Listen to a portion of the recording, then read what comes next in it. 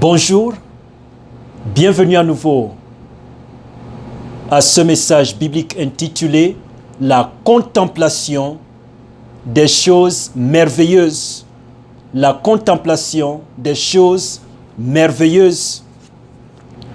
Certaines personnes dans notre société estiment leurs habitations, leurs vêtements comme étant des choses merveilleuses. Certaines personnes estiment leur compte bancaire comme étant un trésor merveilleux. Certaines personnes estiment leurs amitiés comme étant des choses merveilleuses.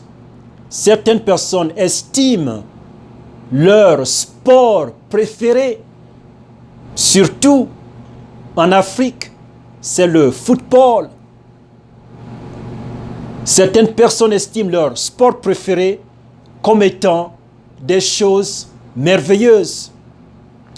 Certaines personnes estiment des séries de télévision comme étant des choses merveilleuses. Certaines personnes estiment des sites d'Internet comme étant des choses merveilleuses. Mais Dieu a un avis complètement différent du nôtre. Dieu a un avis complètement opposé au nôtre. Ici, dans Somme chapitre 119, verset 18, il nous parle des merveilles de la loi. Et par merveille, il nous parle des choses incluses ou retrouvées dans la parole de Dieu, les merveilles de la loi. Verset clé.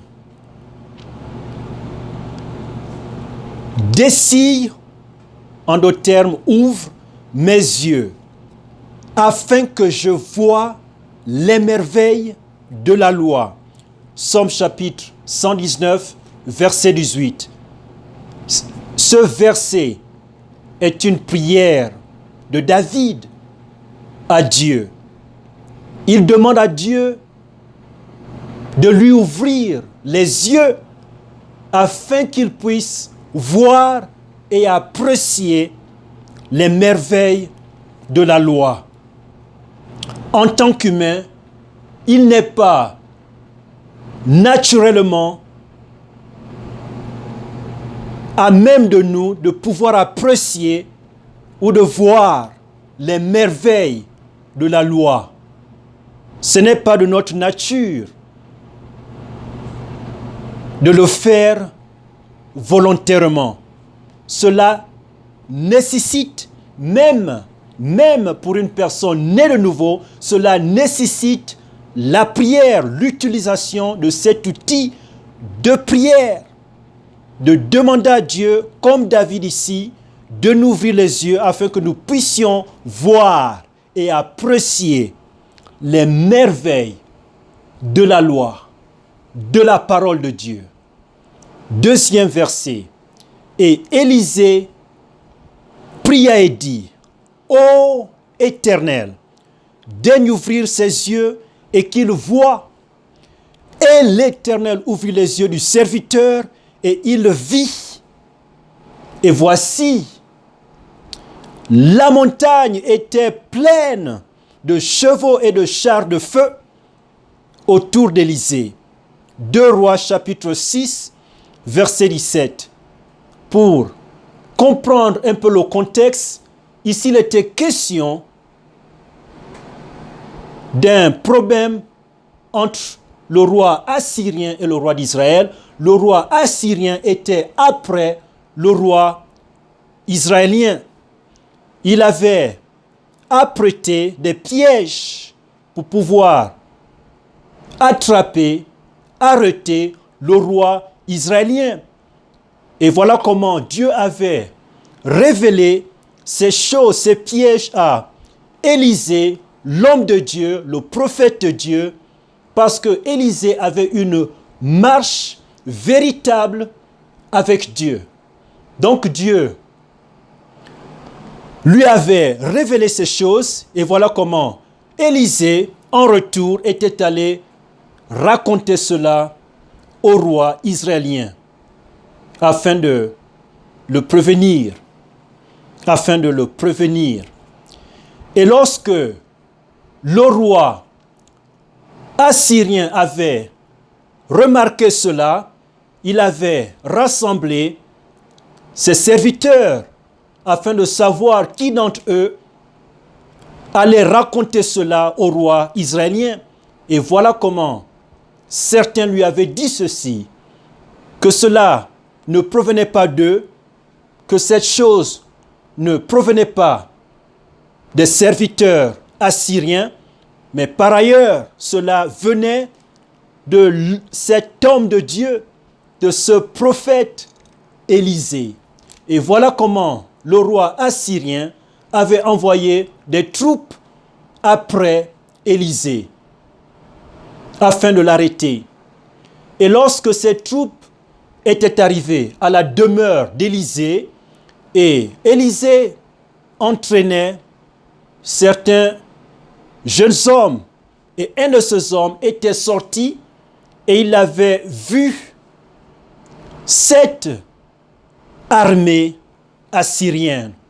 Il avait été saisi de peur et s'était précipité vers Élisée, son maître, et lui avait fait état de la situation. Et voilà comment Élisée lui avait dit ceci: ne crains point. Donc Élisée voulait tout simplement lui faire savoir que Dieu était avec eux. Et voilà comment, comme nous l'avons lu ici, il pria. Élisée avait prié à Dieu. Il avait une ligne de communication avec Dieu. Il avait une ligne étroite de communion avec Dieu. Élisée avait utilisé l'outil de la prière. La prière de la foi, pas n'importe quelle prière, pas juste une prière d'une seconde sans substance, mais la prière d'Élisée avait beaucoup de substance et cette substance, c'était la foi. Comme le dit Hébreux chapitre 11, Hébreux nous enseigne que la foi est la substance des choses que l'on ne voit pas. C'est ça la foi. Il avait alors utilisé dans sa prière envers Dieu la substance de la foi. Bien-aimé, cher ami, est-ce que tes prières ont aussi ce même genre de substance? Est-ce que tes prières ont la substance de la foi? Pries-tu continuellement, constamment des prières de la foi? Et déjà, dans une autre histoire, dans le Nouveau Testament, nous avons l'exemple d'Élie.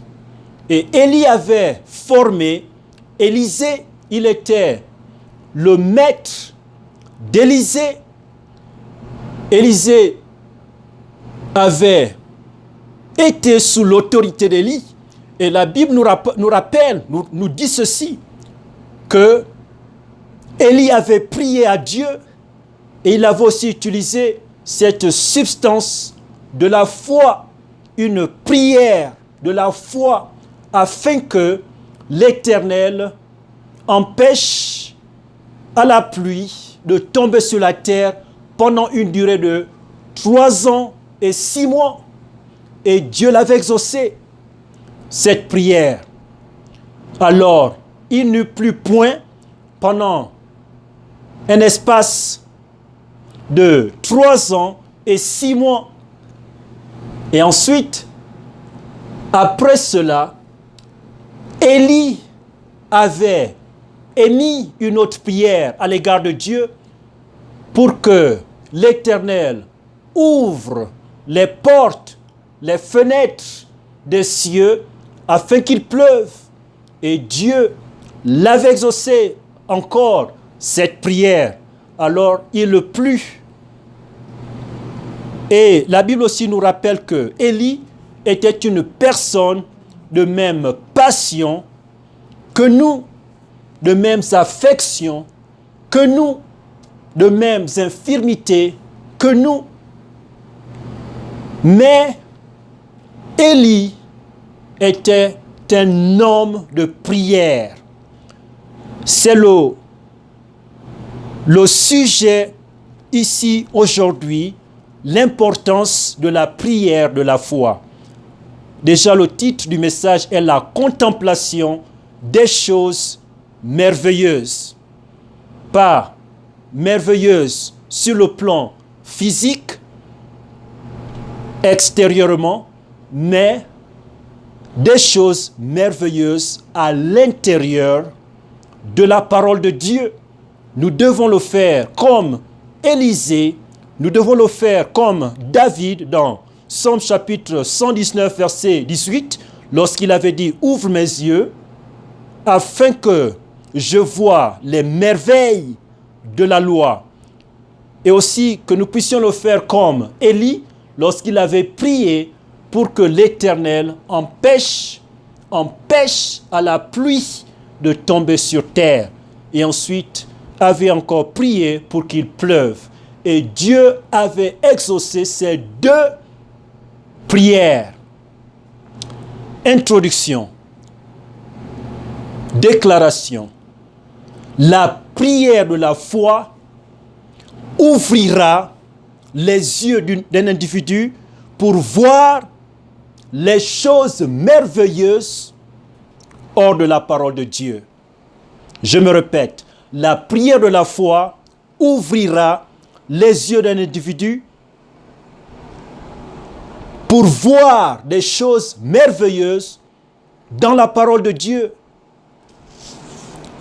Premier point, la prière de la foi ouvrira, et cela montre une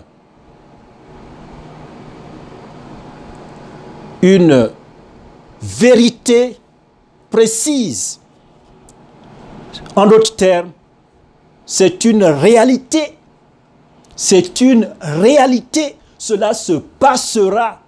Donc, la prière de la foi ouvrira les yeux d'une âme perdue pour recevoir le pardon du péché et la vie éternelle. Marc chapitre 1, verset 15. Dans ce verset, Jésus-Christ parle de l'importance de deux choses. Premièrement, l'importance de la repentance et ensuite l'importance de l'évangile. Il nous interpelle à faire ces deux choses, et c'est ce que j'avais fait en 1998 lorsque l'évangile, je le répète, l'évangile m'avait été prêché. Je m'étais d'abord repenti et ensuite j'avais obéi à l'évangile. Nous devons nous repentir et croire à l'évangile pour recevoir le pardon du péché et la vie éternelle. C'est ce que nous devons faire et c'est ce que j'avais fait. Je m'étais d'abord repenti et ensuite j'avais cru à l'évangile et j'avais reçu le pardon total de mes péchés. Prochain tiret. La repentance signifie un changement de la pensée. Cela signifie un changement de notre vie. C'est ça la repentance. C'est ce qui m'était arrivé. J'avais subi un changement de la pensée. Je m'étais soumis à la volonté de Dieu, à l'autorité de Dieu. aux vérités de l'Évangile. Donc, la repentance, je le répète, signifie un changement de la pensée. Cela implique une décision intérieure de suivre et d'obéir à la volonté de Dieu, au lieu de suivre et d'obéir à nos péchés égoïstes. Au lieu de suivre et d'obéir à nos péchés égoïstes. C'est ce qui empêche à une personne de naître de nouveau. La poursuite de leur péché égoïste. Et j'avais déjà eu une opportunité, Dieu m'avait donné une opportunité, peut-être 2 ans après mon salut, de recevoir l'évangile, mais à cause de l'observation ou de la poursuite de mes péchés égoïstes, je ne l'avais pas reçu ce jour-là. Parce que je n'avais pas, ce jour-là, obéi à la volonté de Dieu. Malheureusement, mais gloire à Dieu, qu'en 1998, pour la première fois, je m'étais soumis à la volonté de Dieu et j'avais obéi et suivi cette volonté de Dieu. Le mot évangile se retrouve, par exemple, dans Luc chapitre 4, verset 18. Mais il a un synonyme, le terme ou l'expression bonne nouvelle. Et ce terme ou expression bonne nouvelle se retrouve dans Ésaïe chapitre 61, verset 1. C'est une prophétie que Dieu avait donnée. Et cette prophétie s'était réalisée dans Luc chapitre 4, verset 18. Donc, le mot évangile signifie, amen, bonne nouvelle. L'évangile est la mort, l'enterrement ou l'ensevelissement et la résurrection de Jésus-Christ.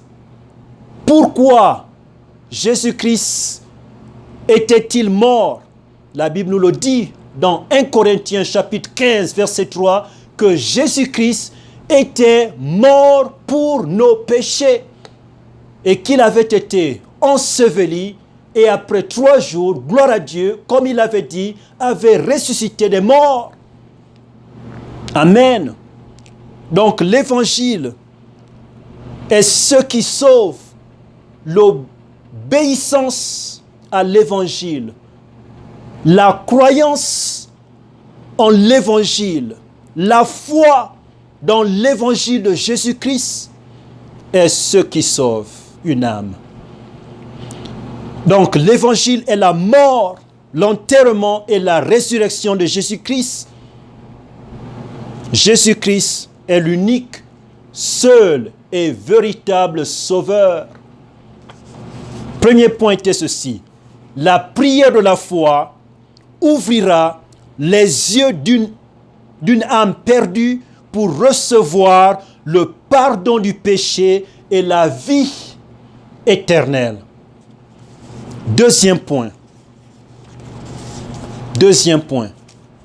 La prière de la foi ouvrira les yeux d'une personne née de nouveau pour observer ou contempler ou faire tout ce que Jésus-Christ a commandé. Et nous constatons ces choses, ce que Jésus-Christ a commandé dans Matthieu chapitre 28, les versets 18, 19, 20, surtout au verset 20. Jésus-Christ parle en utilisant le terme tout ce que signifie quoi? Nous allons maintenant essayer de le comprendre. Tout d'abord, tout ce que signifie le baptême biblique, bien après le salut d'une âme, ce que Dieu attend de cette personne, c'est de passer par les eaux du baptême biblique, pas le baptême d'une église quelconque. Il n'y a qu'un seul type de baptême que Dieu approuve, et c'est le baptême biblique. Et qu'est-ce que c'est le baptême biblique? Le baptême biblique, tout d'abord, lorsque une personne a déjà été née de nouveau, cette personne, Dieu ordonne à cette personne de passer par les eaux du baptême. Donc, c'est d'abord une déclaration publique d'une réalité interne. Et c'est quoi cette réalité? Cette réalité est ton salut, ta nouvelle naissance, ta seconde naissance, que tu as déjà été né de nouveau. Et c'est ce que nous constatons par exemple dans Actes chapitre 8, verset 37, lorsque Philippe, le serviteur de Dieu, avait baptisé cet homme de grande renommée en Éthiopie, après que cet homme ait donné à Philippe la preuve de sa seconde naissance, qu'il avait déjà reçu Jésus-Christ par la foi comme son seul, unique, véritable, seul sauveur. Et après cela, Philippe l'avait baptisé. Donc le baptême biblique est lorsque tu te lèves dans les eaux, tu t'identifies avec Jésus-Christ, avec sa mort sur la croix. Lorsque tu vas sous les eaux, tu t'identifies avec son ensevelissement. Et lorsque tu ressors des eaux, tu t'identifies avec sa résurrection. Et cela aussi signifie que tu déclares devant cette audience que maintenant, tu suivras l'Éternel, que tu vivras une nouvelle vie, non plus une vie du péché, mais une vie d'obéissance à la parole de Dieu, une vie de droiture divine, de la droiture de Dieu. Donc, le deuxième point était ceci: la prière de la foi ouvrira les yeux d'une personne née de nouveau pour observer ou pour contempler ou pour faire tout ce que Jésus-Christ a commandé.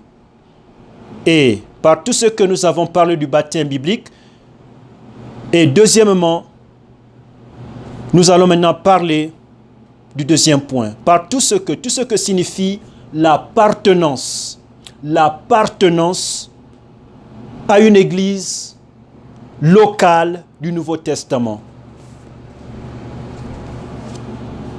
Dans Actes chapitre 2, verset 41, c'est ce que nous constatons après ce message formidable de Pierre. Bien sûr, Dieu avait agi sous le son de la voix de Pierre pour apporter de la conviction dans les cœurs des personnes qui avaient écouté ce message de la bouche de Pierre provenant de Dieu.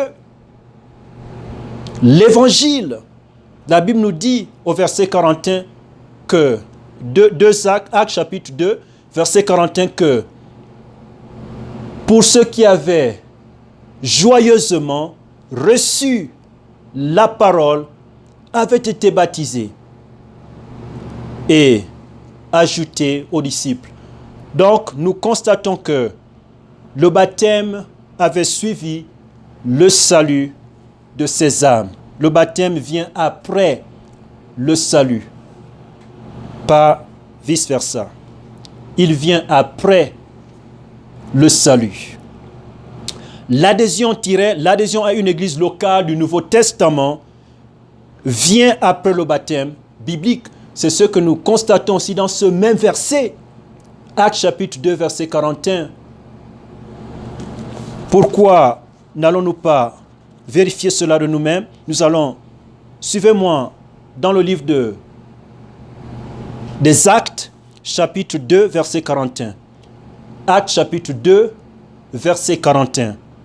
La Bible dit: ceux donc qui reçurent de bon cœur sa parole furent baptisés, et ce jour-là, environ 3000 âmes furent ajoutées aux disciples.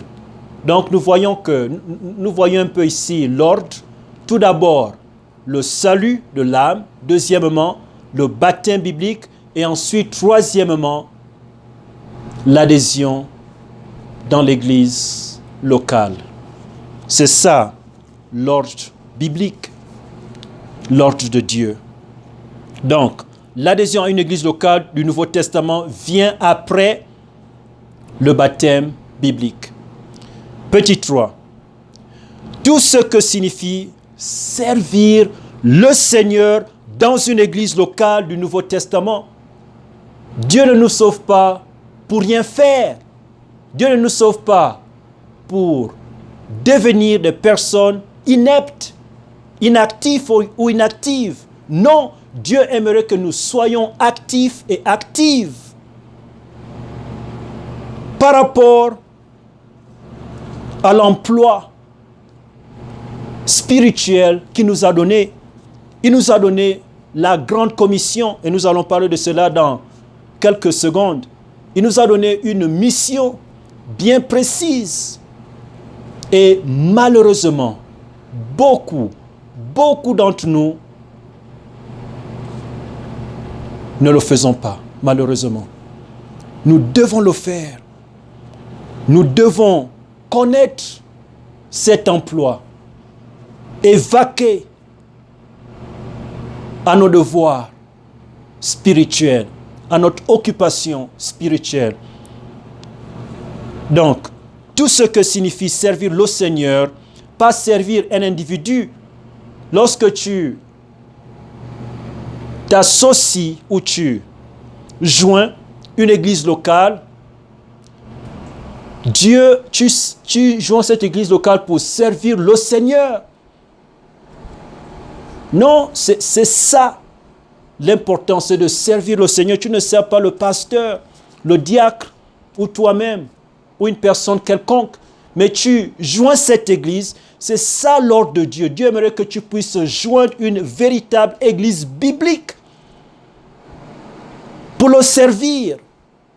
Pour le servir. C'est pourquoi il t'a sauvé. Si tu es déjà né de nouveau, c'est pourquoi il m'a sauvé, afin que je puisse le servir.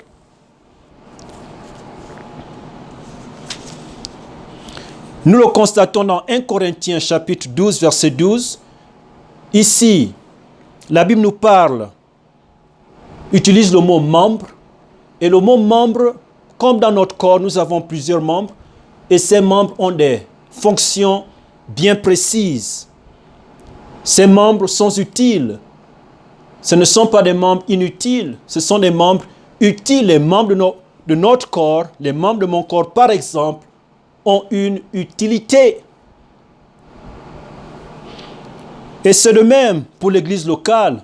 Chaque personne née de nouveau est utile. Peu importe qui que tu sois, peu importe ton âge, que tu sois enfant, adolescent ou homme ou femme âgé, tu es utile. Tu as de la valeur, de l'estime aux yeux de Dieu. Dieu veut maintenant t'utiliser pour la gloire de son nom, pour l'avancement de son royaume, pour le salut des âmes. Pour le salut des âmes. Donc, prochain tiret. Chaque personne née de nouveau est appelée à servir le Seigneur dans une église locale du Nouveau Testament. Si par exemple, dans ta localité actuelle, il n'y a pas d'église locale du Nouveau Testament, prie pour que Dieu envoie quelqu'un l'ouvrir. Et Dieu même peut t'utiliser. Il peut t'utiliser pour le faire. Pour le faire. Troisième point.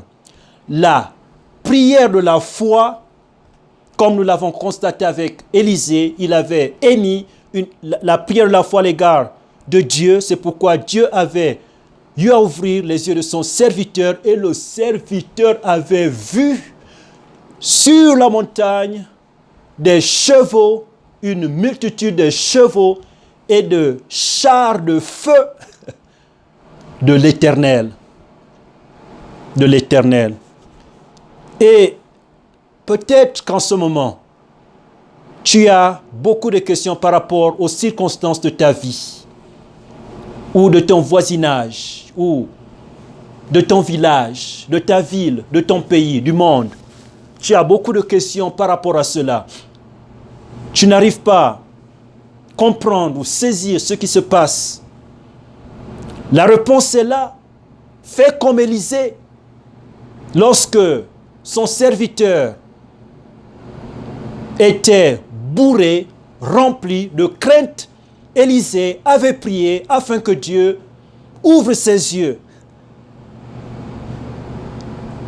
Si l'on pouvait voir la réalité spirituelle, je t'assure, bien-aimé, qu'il y aurait peut-être beaucoup de personnes impliquées dans l'œuvre de Dieu. Beaucoup de personnes impliquées dans l'avancement ou la propagation de l'évangile de Jésus-Christ. Beaucoup de personnes, beaucoup de chrétiens, qu'il y aurait beaucoup de chrétiens impliqués dans l'observation d'une vie de sainteté, de laisser cette vie du péché, de se séparer du monde parce que Dieu, oui, il nous a laissés dans ce monde, nous sommes dans ce monde, mais en tant que chrétiens, enfants de Dieu, nés de nouveau, nous ne sommes pas de ce monde. Non, nous ne devons pas avoir de l'appétit pour les péchés de ce monde. Nous ne devons pas avoir de l'appétit pour les films de ce monde. Nous ne devons pas avoir de l'appétit pour les boissons de ce monde. Nous ne devons pas avoir de l'appétit pour les désirs, les plaisirs de ce monde, les péchés de ce monde. Non, nous sommes censés être séparés. Nous sommes des vaisseaux sanctifiés pour l'utilisation de Dieu, pour la gloire de son nom, pour l'avancement de l'évangile, de son royaume, pour sa gloire. Nous devons louir, être des lumières qui luisent tous les jours, 24 heures sur 24. 24 heures sur 24, pour la gloire de son nom. Pas louir par égoïsme, non, mais louir la lumière de Dieu pour la gloire de son nom. Pour que